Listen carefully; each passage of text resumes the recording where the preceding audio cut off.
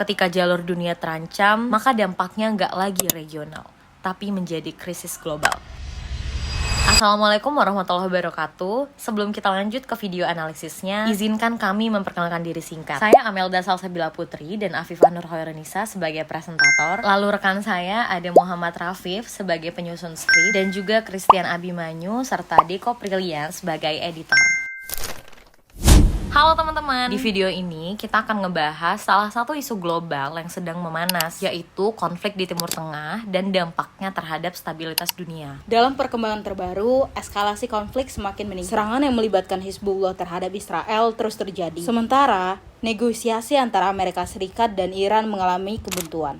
Bahkan setelah berlangsung selama kurang lebih 21 jam tanpa menghasilkan kesepakatan. Salah satu alasan utama mengapa konflik ini menjadi isu global karena posisi strategis Timur Tengah dalam rantai pasok energi di dunia. Selat Hormuz menjadi kunci utama dalam hal ini. Menurut data dari US Energy Information Administration pada periode 2024 hingga awal 2025, lebih dari 25% perdagangan minyak dunia melalui jalur laut melewati Selat Hormuz. Tidak hanya itu, sekitar 20% konsumsi minyak global juga bergantung pada aliran energi yang melewati jalur tersebut. International Energy Agency mencatat bahwa pada tahun 2025, sekitar 34% perdagangan minyak mentah global melewati Selat Hormuz. Jalur ini juga menjadi jalur yang penting untuk gas alam cair atau LNG, di mana sekitar 20% perdagangan LNG dunia juga melintas melalui kawasan tersebut. Dalam artian, jika konflik mengganggu Selat Hormuz, maka distribusi energi global bisa terganggu secara signifikan. Dan tentunya efeknya akan langsung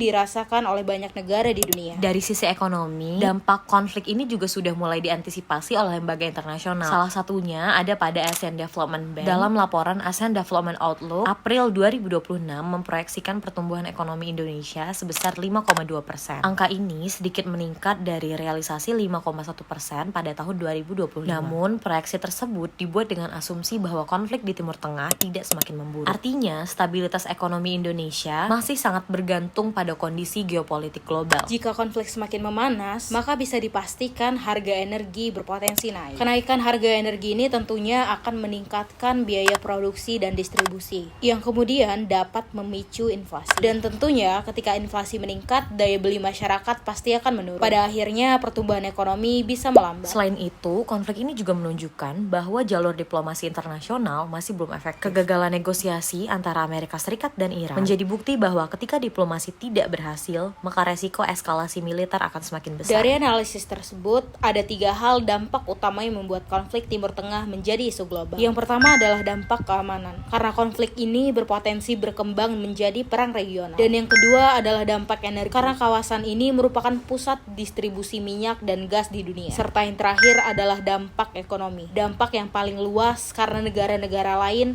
termasuk Indonesia, ikut terdampak melalui inflasi dan ketidakstabilan ekonomi di dunia. Sebagai kesimpulan, konflik Timur Tengah adalah isu global karena dampaknya bersifat lintas batas. Mulai dari konflik militer, gangguan distribusi energi, hingga tekanan terhadap perekonomian. Data menunjukkan bahwa lebih dari 1/4 perdagangan minyak dunia, atau sekitar 20% konsumsi minyak global, yang hampir menyentuh 15 juta barel per hari minyak mentah, serta sekitar 20% perdagangan LNG dunia bergantung pada jalur Selat Hormuz. Sementara itu, proyeksi pertumbuhan ekonomi di Indonesia sebesar 5,2% dan pada tahun 2026 tetap bergantung pada asumsi bahwa konflik ini tidak semakin memburuk. Oleh karena itu, konflik Timur Tengah tidak bisa hanya dilihat sebagai konflik kawasan saja, tetapi sebagai ancaman nyata terhadap stabilitas global di dunia. Sekian video analisis dari kelompok kami. Lebih dan kurang kami mohon maaf. Kami akhiri. Wabillahi taufiq walhidayah. Wassalamualaikum warahmatullahi wabarakatuh.